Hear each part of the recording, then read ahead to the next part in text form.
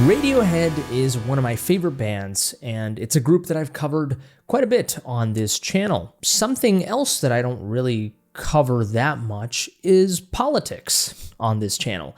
I usually try to stray away from politics and a lot of the culture wars that can come out of that, mainly because, that's not the focus of this channel. It's to focus on the music, focus on the art, film, all those kinds of things. And sometimes I do talk about pop culture.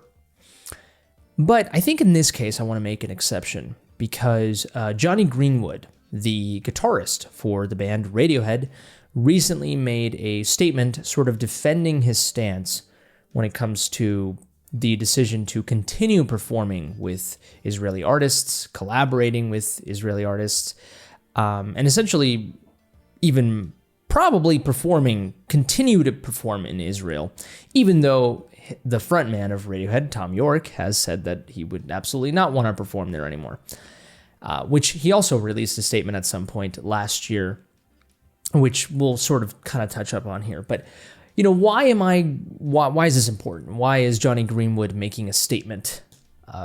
The guitarist of one of my favorite bands. Why does it matter him making a statement? Or what does it matter what Thom Yorke is saying about this?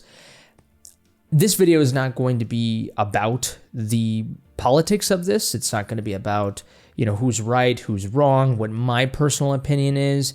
Although you will sort of kind of guess where I lie because I'm not necessarily going to be bashing anybody in this video. I'm not going to be bashing Jonny Greenwood or Thom Yorke. So you could just click out of the video now if you just want to go and watch a video that reaffirms whatever you believe in. This video might not be for you. On the other hand, actually wherever you lie, whether you're pro-Palestine, pro-Israel, whatever, you might not be happy with this video. So, but why am I talking about this, right? When this is a music and film and arts channel. I mean, what does this matter? I think at some point, no matter if you're a fan of art, music, film, whatever it may be, whether you are a creator yourself, you have to come to terms with the question of at what point do you stop supporting an artist because of what they believe in, right? And where's the line, right? Do you put the artist first, or do you put what they stand for and who they are above their art, right? It's the same old. It's a classic question that we all ask ourselves, right? It's why people ask themselves, should I listen to Chris Brown after what he did to Rihanna, or should I listen to Michael Jackson after what is allegedly the case, right? There's all these things, right? We've all dealt with it. Should we enjoy Adolf Hitler's paintings? I don't know, that was an extreme version, but you know what I mean. So yeah, I think that question is really interesting, and I find that these sort of recent statements, and given what's going on in the world, it's a perfect way to talk about it here on this channel, because, like I said, at some point, as a commentator of art, right, you have to at some point address it. So here we are addressing it. I think it's I have something to say, and hope you all can listen to it, whether you agree or disagree. If you disagree, and you just, again, if you want to listen to someone that just vomits whatever you believe in, click out of this video. But if you disagree, feel free to comment down below, and let's have a constructive discussion. If you want to have an open mind and just listen to someone who doesn't agree with the same things or doesn't believe the same things you believe, we can have a great discussion. Obviously, if you agree with me, let me know in the comment section below as well. Or if you have a complicated take, whether you don't necessarily disagree or agree, whatever it is, I want to know in the comment section below what you have to say. All right, let's do this. We're going to start with Consequence of Sound. They released this article February 20th, so not too long ago, but the headline is Jonny Greenwood doubles down on stance that music is above and beyond politics. If I'm supposed to stop working with musicians because I dislike their governments, then I wouldn't work with any of them. That's a statement for sure. And that that's a whole can of worms. I mean, there's a lot to dig in there, but let's just read the article here. Jonny Greenwood has reaffirmed his stance that politics should not define artistic collaboration. In a recent interview with The Times, the Radiohead guitarist addressed controversy over his collaborative relationship with Israeli singer Dudu Tassa and performances in Israel. It's very hard to talk about this, Greenwood admitted, but I think music and art should be above and beyond political concerns. You know, I made an album, 2023's Jarak Karibak, involving Israeli, Iraqi, Egyptian, and Syrian musicians. He continued, if I'm supposed to stop working with musicians because I dislike their governments, then I wouldn't work with any of them. The fact is, what defines us as musicians isn't our nationalities, but that point doesn't seem to get through. Greenwood is married to Israeli artist Sharona Katan, who recently lost a nephew serving in the Israel Defense Forces during Israel's ongoing war with Hamas. He has performed in Israel several times over the years, both with Tassa and as a member of Radiohead. These latest comments, build on the defiant stance Greenwood took in an October 2025 interview with the Sunday Times, where he framed the backlash to his continued collaborations with Israeli musicians and performances in Tel Aviv as the embodiment of the left. That's an interesting way to put it for sure. According to Greenwood, it actually, quote, feels progressive to work with Israeli and Middle Eastern musicians. Look, I have been to anti-government protests in Israel, and you cannot move for all the Ben Gvir stickers, he added. I spend a lot of time there with family, and cannot just say, I'm not making music with you fuckers because of the government. It makes no sense to me. I have no loyalty or respect, obviously, to their government, but I have both for the artists born there. Greenwood said a boycott of Israel was also far more dangerous because the government would likely use it as an excuse to say, everyone hates us, we should do exactly what we want, which is very true. I do think that would be the case. Meanwhile, his Radiohead bandmate Thom Yorke's stance has evolved after being heckled by a pro-Palestine audience member during a solo concert in Melbourne, Australia. While continuing to condemn quote-unquote witch hunts, Yorke said in the same Sunday Times interview that Radiohead would absolutely not perform in Israel because he wouldn't want to be within 5,000 miles of the Netanyahu regime. Outside of his politics, Greenwood will be up for a Best Music Original Score Oscar for one battle after another at the 98th Academy Awards on March 15th. Interesting. So, basically, Jonny Greenwood's entire stance is, I think the headline here and the leading line is perfect. If I'm supposed to stop working with musicians because I dislike their governments, then I wouldn't work with any of them. So, look, obviously we know Jonny Greenwood is a little inherently biased, right? So, guess what? We all are, right? So that's not really I don't think that should be something that people throw against him because, again, everybody is biased. Everybody has their own connections and tendrils to the things that we espouse and we believe in, and we try to be objective about things. But, truth is that things are a little bit more complicated than that, right? And so he's married to an Israeli woman, right? And apparently she lost a nephew serving in the military, in the Israel military. So clearly this is something close to his heart, close to his chest. And is it surprising that he has this stance and he's willing to perform in Israel? Not at all. And I'm actually really fascinated at what the future of Radiohead will be, because obviously they did a European tour, right? Which is safe. It's Europe. Everybody loves Radiohead in Europe. People are going to go see Radiohead in Europe.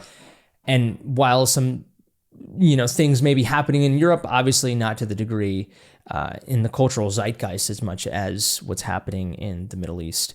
So I'm very curious. I would love to be a fly on the wall with Jonny Greenwood and Thom Yorke when they're talking, because this is a big thing. I mean, Radiohead is a band, right? They care about performing. They care about their image. In this world of just hyper partisan politics and culture, anything you do or say can just completely destroy you. I think Radiohead is too big to be destroyed no matter what.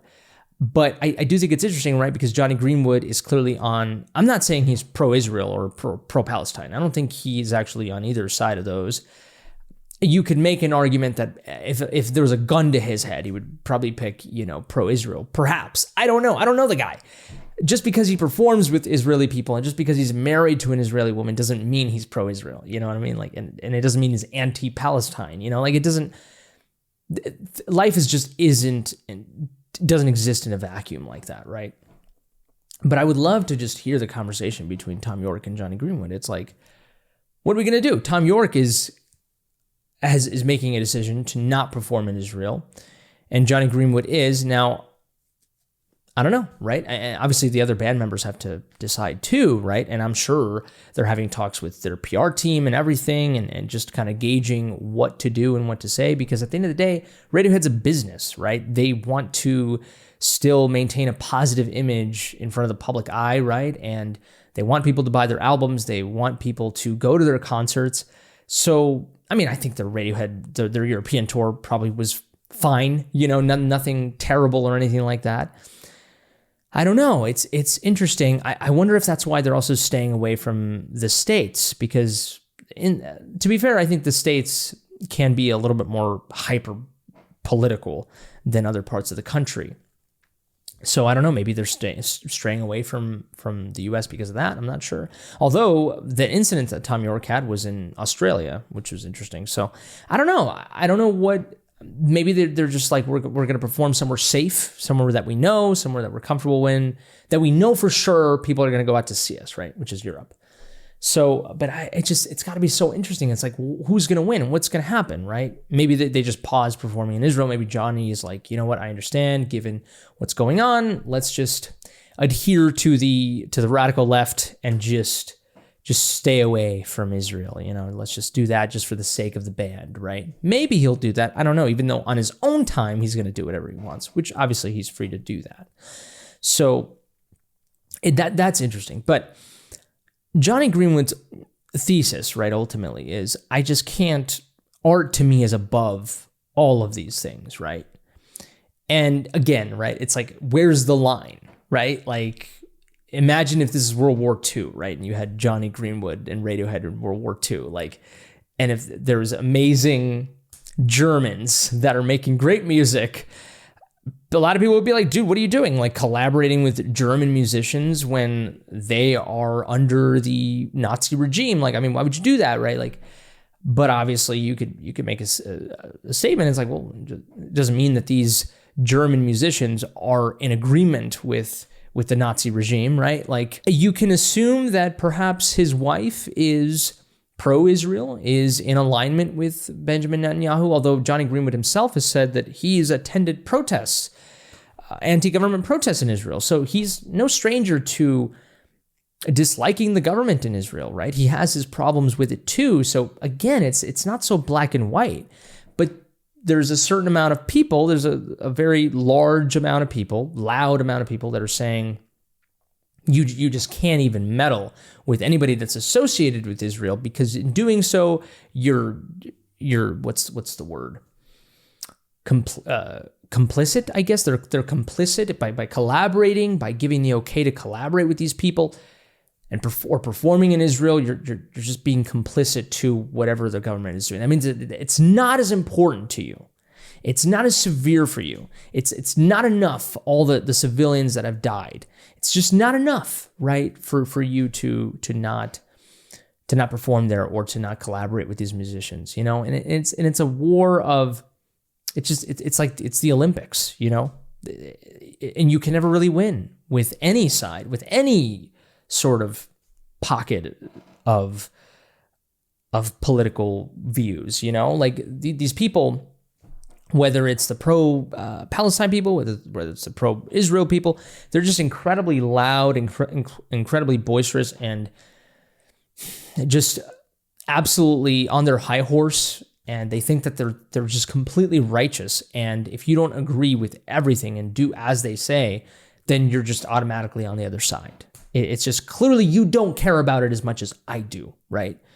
Just because you're collaborating with these musicians or you're performing in there, And look, I totally understand that side of like, dude, like, and Thom Yorke, right? His decision now to not perform in Israel, I think is a respectable one. I think it makes sense. Like, look, I said this video was not going to be about the Israeli and Palestinian conflict because I'm not educated enough. I don't know. Okay, like just from a brief time as a journalist, and I had to cover this event on a local level. And when I was reading up on the history of this, it's way too complicated. It's way too large. This conflict has been going on for like centuries, man, if not thousands of years, like just long time. Okay. Long time, definitely more than centuries. And it's a thing where it's like, it's just about real estate. The conflict is about real estate, about land, and it's about who has the right to be where they are. That's literally all it is. And of course, the fact that it's religion. It's a religious war. And one of the oldest ways to go to war with another nation, right, another empire, is over religion. And it's Muslims versus Jews. That's literally what it is. And what type of dog am I going to have in that fight? Like, it's literally like, I don't know. It's just when you read up on the things that have happened in history, both sides have done awful things to each other. And it makes sense that when it comes to the Jewish side, the Israeli side, they've been through a lot of oppression as well, right? And again, and then when it comes to the Palestinians, they're seeking refuge. They're seeking asylum. They just want land to be perfectly fine, and they just want to be able to live freely without being persecuted, without being oppressed, as do the Jews. They've done that forever, right? And so they know what that is. And it kind of boggles my mind. It's like, both of you know what oppression and to be targeted is like, yet both of you have done actions to hurt each other. It's just bizarre. It makes sense. I understand it. It's as simple as boiling it down to, think about your relationship with your family. Think about your relationship with your partner. Yes, you love each other. Yes, you can understand each other, but sometimes you're going to be at each other's throats. That's just human nature, man. People distrust, people have insecurity. And when you do that, when you zoom in, you see that. When you zoom out, you have giant worldly conflicts like the Israeli and Palestinian conflict. It just is what it is. People will just be distrustful of one another. That's human nature, man. It's awful, but it is what it is, right? And so that's my stance on that, right? When it comes to the artistic stance that Jonny Greenwood takes, I 100% agree. I mean, but again, where's the line, right? It's like, are you going to collaborate with a wife beater? Are you going to collaborate with a rapist? Are you going to collaborate with a child sex abuser? Like, it's like, where's the line, right? And I think most people would be like, well, definitely not with those people, right? And so if people are finding gray areas, like Jonny Greenwood is finding a gray area here in this instance, when it comes to, he finds it okay to perform with Israeli musicians, clearly where there's smoke, there's fire. And that's probably a bad metaphor, but what I mean is, like, if he's doing it because there might be a true justified gray area, right? Like, it's not like he's working with... Again, with all those awful people potential awful titles that I mentioned, like, he's not. But I understand that the association, right, can make people be like, well, But it's that thing where it's like people are placing their own standards, right, and their own righteousness, and they expect other people to have the same standards, right? But it's like life is so incredibly complex and gray and subjective that it's like it's insane. And I mean, I'm just going to say it. I mean, like, both sides have done awful things, like, they truly have. I mean, just look it up October 7th, right? And then look at the other side, right? Look at the Israeli government, what they're doing. And so it's complicated, right? It's complicated. And I think in this case, it's kind of rather beautiful that art is like the one thing that just kind of is able to transcend all of those conflicts, right? That's what music can do. I mean, if anything, this should be incredibly awesome that we are collaborating in this way, that there are artists trying to collaborate with each other despite this awful conflict, right? If anything, it should be empowering. It should be awesome. And I think art is that important to me, And when I sort of hear this other side and completely crapping on Radiohead and Thom Yorke and Jonny Greenwood, and we'll get to Thom Yorke's statement, people are not happy with their statements because they have their own set of standards. They think they're just higher than thou, and it comes from a place of humility. It comes from a place of actual anguish and worry and anxiety over the awful things, the humanitarian crisis that is going on in Gaza. Like, it does come from a reasonable place. I understand where that's coming from, but it doesn't mean it's right. That's my opinion, right? And it is subjective ultimately. You might disagree, but that's my opinion. And obviously Jonny Greenwood disagrees with that too, right?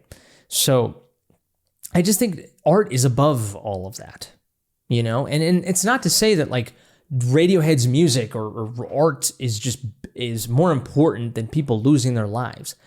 Again, when you see it in that way, when you just kind of say it like that, just kind of surface level, it obviously sounds awful. But that's not how you're supposed to look at life. You're not supposed to look at life in a vacuum. There's context.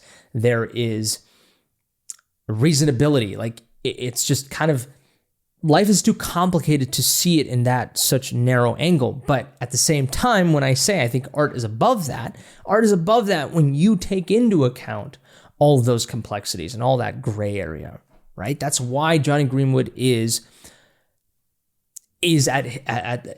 that is why Jonny Greenwood has the perspective that he has, right? In my opinion. And that's why I have that stance as well. So it's very interesting. I just think, again, art is supposed to be above all of us, right? It's kind of like the Olympics, right? There's all these nations, Russia, right? A lot of people have problems with Russia. Russians compete in the Olympics. I think even North Korea competes in the Olympics. I think. I'm not sure. Don't quote me on that. But there's something beautiful about the Olympics, right? And just all these different nationalities and sports teams competing against one another and being like, all that we care about is this. It's kind of beautiful. I think it's kind of unifying. And I think music has that same power. So that's sort of my opinion. In fact, it's interesting, you know. I mean, like I said, I don't really have a one opinion over the other. I'm not necessarily on one side over the other. And I recently watched this pro-Palestine documentary. It actually won Best Documentary at the Academy Awards last year, I believe. And it was pro-Palestine, and it was an incredibly powerful and moving feature. And some things I don't necessarily love watching extremely subjective documentaries, although you can make the argument that those are the most powerful. But, you know, as a person who tries to be as objective as possible, like, I'm not a huge fan of those documentaries, but it was a very compelling feature and I loved it. And at the same time too, what Greenwood says here, it's like, if I had this type of standard of like, I am not going to work with you because I don't like your government, then I just would never perform with anybody. And it's so true. I mean, even his own government, I'm sure he has problems with, right? Hell, I mean, just listen to Thom Yorke talking about his own government, right? Like, for me personally, right? I don't agree with everything Thom Yorke says. I don't agree with everything any artist that I love says. Life is just way too complicated. Our phones are made from like Chinese child labor. Like it is. That's what's happening. You know, components that we get from, you know, the trading, the economy, the world, the world market, and the world trading. All that is complicated, dude. The games that I buy, some of that money is going to Saudi Arabia, a government that is pretty awful in many instances. It's just, life is way too. What am I going to do? Just not buy anything? What am I going to do? Just not have a cell phone? What am I going to do? Live in the wilderness? Like, and then somebody would be like, well, you're on Native American land. You know, it's just, life is way too complicated, you know? And so some people pick their battles, and that's fair, you know, based on how, again, it's like, where is the line? And I think we have to get to a point where it's like, for some people, this is the line. For others, this is the line. And we have to respect, perhaps, that other people have different thresholds, right? Which sounds very cop-out-ish. And again, it's a total slap in the face to those people that think that their standards and that their way of viewing the world is the superior way of viewing the world. And they're going to listen to what I'm saying and be like, well, that's why I'm against you, right? And that is their threshold, and that's fine. The problem is one side is more willing to talk to the other side than vice versa. So that is the problem. But I can't imagine living in a world where it's just like, I don't know, you could easily say like 90% of the people that I listen to, I would just have to cut off because I don't agree with them entirely. It's just like, come on, like I'm not going to live my life like that. Just art is above all that. It is. Art is above all that. And I think the beauty of Radiohead and the beauty of a lot of these other artists and just art in general, whether it's in the visual arts, in film, in music, the best art is not preachy. The best art is the one that is able to give you a message, right? Give you a certain message, and it might lead you to think a very, very certain way, but it has components that make it universal. And it has sort of enough components for you to be like, oh, this could be about this, right? Like Radiohead's Like Spinning Plates song that I love so much. I've talked about it on this channel before. It's one of my favorite Radiohead songs. That one is blatantly about just politicians and people in power keeping people in check and just behind the scenes, being the evil wizard and the puppeteers and creating a hell for their residents and for their civilians and just these regimes, that just have so much power and they make their citizens' lives hell while they live in high rises and they live amazing. And I mean, I don't know, just look at North Korea, That song is generally about that. And you could just be like, well, it's about this government. It's about this government. It's about this, but it's so universal that you can make it about almost anything you want, right? It's about injustice, right? That's sort of the thing. And that's the best kind of music, man. The preachier a song is, the more specific a song is, I think the lesser the quality of the song. Not all the time, but most of the time. To be a true artist, you have to have restraint. You have to have the ability to condense your idea, while at the same time expand your idea. I think so. I think it's quite beautiful. It says a lot about you as an artist because it's not just about you and what you have to say. You're putting it out into the world, right? And so once you put it out into the world, that art is no longer yours. It's the community's. It's the world's, right? And I think you have to take that into account. So, and Radiohead makes a bunch of music that is so political, but when you listen to it, you're like, my God, I could totally think it's a love song or a sort of human relationship song. Like has nothing to do with politics, but depending on how you look at it, right, it can be about politics, and that's amazing, man. But let's look at Thom Yorke's statement. He made this in May of 2025. Let's see. Some guy shouting at me from the dark last year when I was picking up a guitar to sing the final song alone in front of 9,000 people in Melbourne didn't really seem like the best moment to discuss the unfolding humanitarian catastrophe in Gaza. Afterwards, I remained in shock that my supposed silence was somehow being taken as complicity, and I struggled to find an adequate way to respond to this and to carry on with the rest of the shows on the tour. That silence, my attempt to show respect for all those who are suffering and those who have died and to not trivialize it in a few words, has allowed other opportunistic groups to use intimidation and defamation to fill in the blanks, and I regret giving them this chance. This has had a heavy toll on my mental health. And right here and there, this is an 8-page long sort of Instagram statement, and people already in the comment section are how to disappoint completely. That's pretty funny. I'll give them that.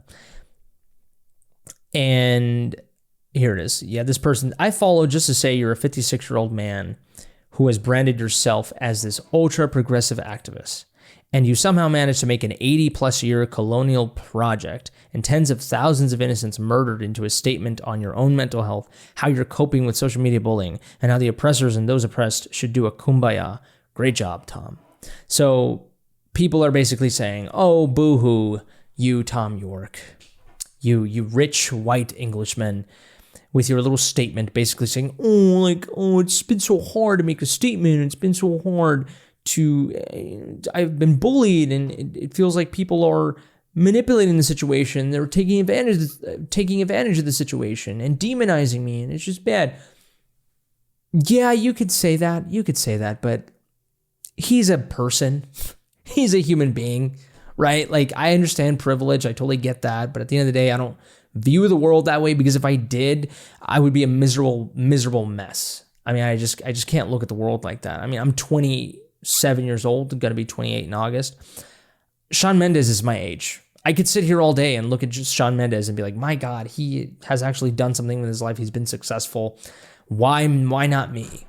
Why not me, man? You know, and I could sit there and do that, but I look into his life and I'm like, well, you know, I'm pretty sure there was a lot of opportunities that he had that I didn't have, right?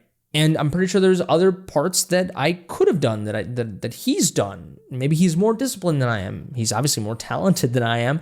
So there's all those things to take into account as well. But a lot of those things weren't my fault. Like, I wasn't born in privilege, you know, like to his degree, perhaps.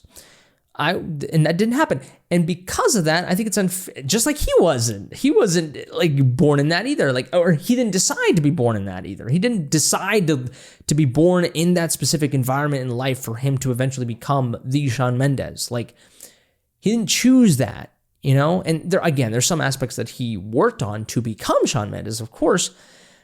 And that I could be guilty of for sure. But I mean, that's not healthy at all either. Comparisons can be incredibly toxic for you.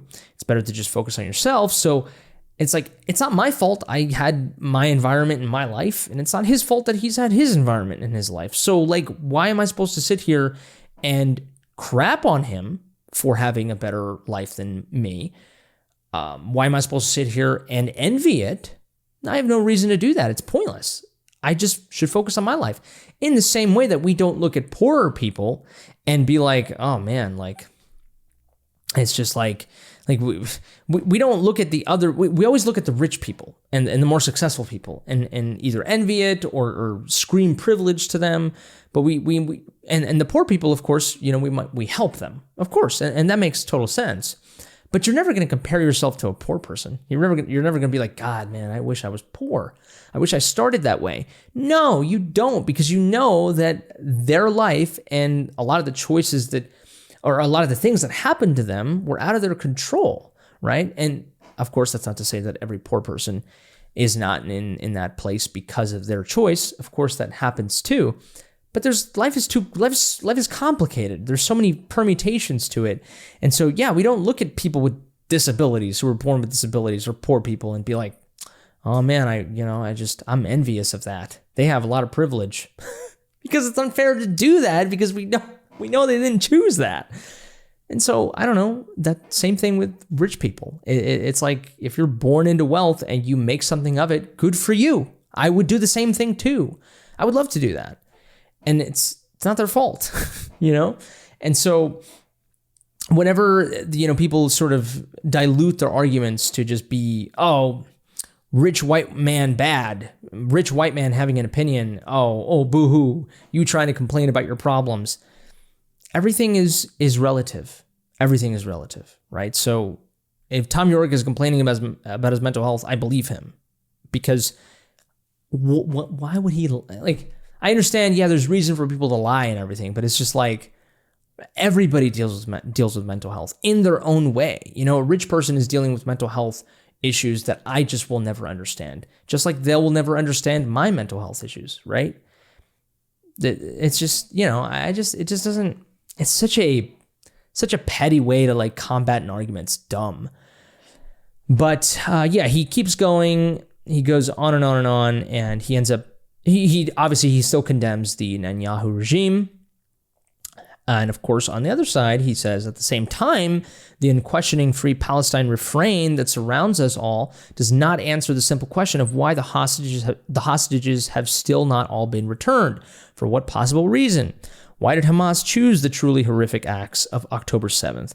The answer seems obvious, and I believe Hamas chooses to hide behind the suffering of its people in an equally cynical fashion for their own purposes, which is true. It is very reasonable to believe, and I think it's been confirmed. I'm not sure, but it's very difficult to know this 100%.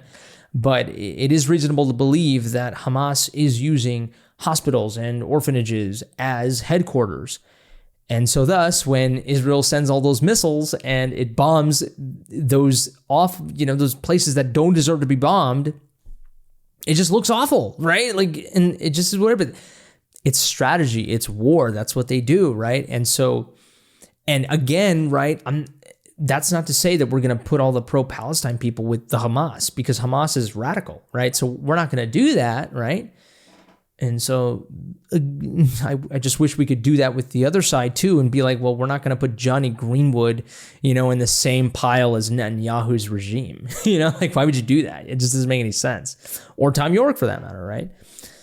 And so I also think there's a further and extremely important point to make. Social media witch hunts, nothing new on either side, pressurizing artists and whoever they feel like that week to make statements, etc., do very little except heighten the tension, fear, and oversimplification of what are complex problems that merit proper face-to-face debate by people who genuinely wish the killing to stop and an understanding to be found. People who actually have the ability to make a change, like politicians, right? Like people who have large organizations, right? To make a difference. I think, Joe Schmo behind a keyboard, whatever. Like who cares? And so I think he makes a salient point here. And this whole idea of being a celebrity and just, you have a platform, so you have to use it. It's like, dude, you think Hamas gives a shit about what Thom Yorke is going to say about what's going on in that in the conflict? Like, they don't give a shit. You think Netanyahu cares? You think Israel cares? Like, they don't care, dude. They don't care. They're focused on their conflict. They're focused on that. They don't care what side you're on.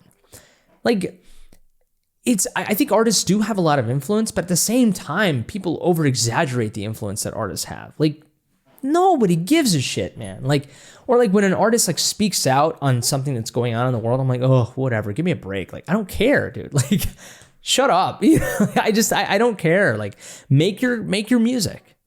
Say what you want to say with your music. You're an artist, right? You can find ways to do that. Radiohead has been doing that for decades. So, like, we know where they stand.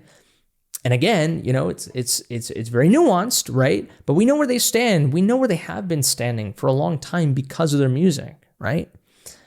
And it's just like requiring them to say something like a statement on social media, or to say like to condemn. It's like, come on, man. It's just dumb. And if they feel compelled to do that, well, that's their right too. Obviously, they're human beings, just like any other artist is. But I don't know. It's like the Ricky Gervais thing, where it's like, like people who win awards and they go up to the podium to just like make some political statement. It's just like, oh God. At some point, it just becomes a joke. Like, I'm sorry, it does. But I get it. For a lot of it, there's a reason why the arts are incredibly liberal and progressive. There's a reason for that. It makes sense. I mean, a lot of people who are progressive, liberal, they have the ability to. They have much, I guess, on a surface level, they have a more sensitive, like they have more sensitive empathy. Like, I'm not sure, they're more prone to feel and to emotion and to care more about the world. Like, I could see how being an artist and being creative easily puts you into the liberal, progressive side of things, right? Because it's just in your nature to be like that. As an artist, diversity is fantastic as an artist, right? And different perspectives and a spectrum of emotions allows you to make great art, right? It's simple metaphor, like the visual medium, right? You don't want to just use one color. You want to use many colors, right? And every single color has its own importance and is important, right? Like, it's like kind of like that. I mean, I totally understand it. And so I get it why it's very, very prevalent in the entertainment industry and in Hollywood to be so vocal about injustice. And of course, during the civil rights movement and in the 80s and the 90s, Michael Jackson, right? An artist that I love, made music that was incredibly activist focused, right? So there's a place for that, 100%. It just gets to a point where it's just like, my God, it's just becoming a joke at this point. So, again, there's a line, there's a, I don't know. Anyways, let's keep going here. This kind of deliberate polarization does not serve our fellow human beings and perpetuates a constant us and them mentality. It destroys hope and maintains a sense of isolation, the very things that extremists use to maintain their position. I agree, man. This only makes matters worse. I agree. This whole idea of just being like, oh, you need to say something, and just focusing on the rhetoric and focusing on this culture war and just incredibly this huge polarization and divide and bipartisanship. It's just awful. It just divides further and it just puts people in corners more. And social media, man, that's a negative thing that's definitely surfaced from it. It's just people are so much more sensitive now, and it's because we have access to the repertoire of hundreds of thousands of millions of billions of people's thoughts. Like, it's like we have access to that now, and we now can see what's going on the other side of the world in the quickest way possible, in the most efficient way possible. And it's almost like desensitized us, but also completely oversensitized us, Where like if something happens, it's like it becomes the talk of the town, and it becomes a real talk of the town for a good period. And then we forget about it and we move on to the next thing. It's weird. It's like, well, if we truly cared about it, we would talk about it forever, but we clearly don't. But also we really care about it. So when we are caring about it, we do shit like this, and we berate artists, and we do protests, and in large numbers, right? And rightfully so, and sometimes, right? And people are engaged in ways that they've never been before, right? But it's pros and cons, man. Pros and cons. But social media, man, definitely just has like propelled this bipartisanship and polarization. Because at the end of the day, it's human beings, man. We are the navigators. Human beings are the ones behind the wheel on this social media train, right? Social media has become just essentially a human being. Like the way that social media works and the way that it's divided us and the way that it's complicated our discussions, and also just what's the word, like it's made everything extreme. It's made everything exaggerated and just all of that stuff. We have completely anthropomorphized social media, because that's what human dynamic is. Right? Again, just think about your relationship with your family, with your partner. It can be toxic, right? It can be. And that's what social media has become. It's toxified us, and we have also given that to social media, and it's just this awful cycle. And social media is just a glorified toxic human being. That's what it is, right? It's given us a vehicle to express our worst insecurities and flaws, right? And it's just given us a microphone for it, and it's just awful. So I don't know, man. It's and then obviously he ends it with sympathy, and I just hope we can get out of this. And what is the alternative? I can't answer that easily. I do know in communities around the globe, this subject is now dangerously toxic, and we are in uncharted waters. We need to turn back. I am sure that to this point, what I have written here will in no way satisfy those who choose to target myself or those I work with. They will spend time picking holes and looking for reasons to continue. We are an opportunity not to be missed, no doubt, and by either side. I have written this in simple hope that I can join with the many millions of others praying for this suffering, isolation, and death to stop, praying that we can collectively regain our humanity and dignity and our ability to reach understanding that one day soon this darkness will have passed. And people will read that statement and be like, well, whatever. Just both sidesing and oh, just gonna be sitting on the fence, Thom, and just, but you can't disagree with him. You really can't. I mean, it's just true. It's just way too sad, just the extreme on both ends. So those are my thoughts on all of this and sort of my statement with art and everything. And, I don't know. I'm curious what you have to say on this topic. You probably will have a lot to say. Let me know in the comment section below, do you agree with me? Do you disagree with me? If you're at this point and you disagree with me, good for you. Honestly, awesome possum, although I will probably guess that a lot of you who disagree with me will not even halfway into the video just make a comment down below and tell me how dumb I am or whatever. But for the rest of you who stayed, thanks so much for staying. You're the true MVPs. And go ahead and comment down below your thoughts. Give this video a like if you like. Dislike it if you didn't. Subscribe to the channel if you enjoy this content. You want to see more stuff like this, I guess. If it's your birthday, happy birthday to you, you beautiful creature. But I think that's it for me. You all take care, stay safe, and until next time, I love you.